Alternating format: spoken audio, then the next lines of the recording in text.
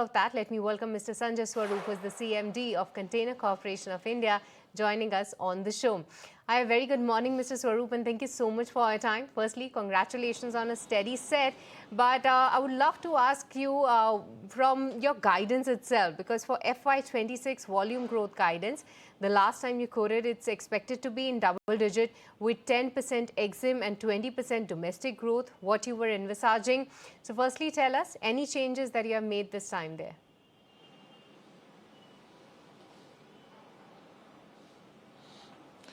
See, I had forecast a guidance of 10% in EXIM and 20% in domestic. And till the first half of the current financial year, we are able to achieve 10.2% growth in EXIM and 13% growth in domestic. That is overall growth of 11%. There have been a slight decrease in domestic performance, but we are very sure that in the remaining second half of the financial year, we will be able to achieve the guidance in whatever guidance I have given in domestic, we will be able to achieve that. So I will like to keep my guidance unchanged. So the guidance remains unchanged. Hi, Mr. Swarup. This is Kanishka also joining in. Let's also talk about volumes now. With both EXIM and domestic volumes, they've seen a jump up of about 3% on a year-on-year basis. So going forward in the second half of this fiscal, which segment do you think is likely going to drive the growth, and any key factors that are going to support this momentum?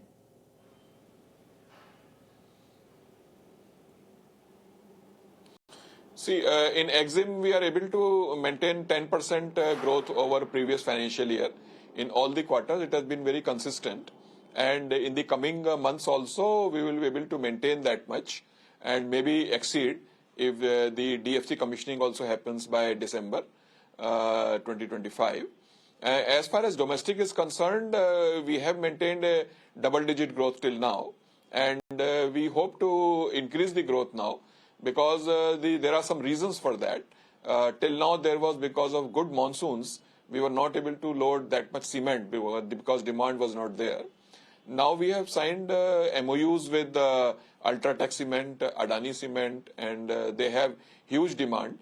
And we are getting tank containers also, which will be utilized for loading of bulk cement. So that will be a big driver for domestic growth. Apart from that, we are getting very good demand of gunny bales from eastern sector and tiles from western sector. So all these things will result in good demand in domestic, and we will be able to pick up the lost ground in the first half of the financial year and end up with a very good growth in domestic as well. All right, but Mr. Swarup, let's talk about the JNPT connection then. With respect to the direct freight corridor, that is expected by December, like you just highlighted, but that's not too far then. Help us understand, how will it translate into your operational and financial growth?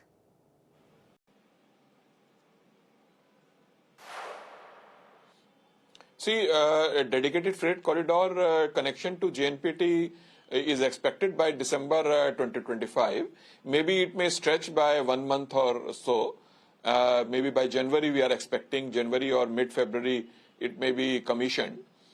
But as soon as it is commissioned, we will be running timetable trains from NCR area to JNPT, which will result in a very big shift of cargo from road to rail. Plus, we will be able to run double stack trains directly up to JNPT. And as you know, upper deck, we have to pay less haulage charges. So we will pass on that benefit to our customers without sacrificing our margins. This will result in the shifting of light cargo, which is as present moving by road. It will also come to rail. So we are expecting a very good growth. Maybe in this financial year, it will not be that much visible, because time will be very less. But from FY27 onwards, you will see a very good growth in volumes of EXIM for this JNPT stream. That's specifically about the JNPT stream. But other than that, you recently signed quite a few MOUs, right? So tell us, what are the kind of opportunities that you're targeting through these? Any specific geographies that you're looking to expand into? Any sector-specific focus areas?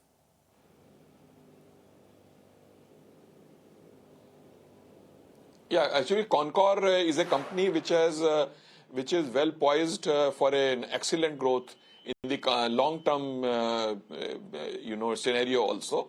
So rightly you have pointed out, we have signed several MOUs. One MOU we have signed is with Bhavnagar Port Private Limited, and we will be handling their container operations at Bhavnagar Port. Then secondly, we have signed MOU with Vadhavan Port. Vadhavan Port is coming on the north of JNPT. So we will be common rail operator for that port, and we will be handling all rail operations for that port. Then a company has made very serious forays into shipping sector also, and our containers are now going beyond the shores of our country. We have signed an MOU with a Dubai-based company, and our containers are going to Middle East now. Almost 200 containers have already gone. We are in serious talks with some companies for movement to Far East also. Very soon we will be starting services for Far East. So this shipping is a very high margin business, and it is a kind of forward integration for our company. We are able to take the containers of our customers right up to the destination, and we are giving last mile also, first mile, last mile. So that is a total logistics package that we are giving to our customers. Our customers are very happy. They want to give more and more business to us as a result of this shipping initiative that we have taken. All right, that's so good to hear, Mr. Swaroop. With this, we'll let you go on that. Thank you so much for taking the time out and speaking with us.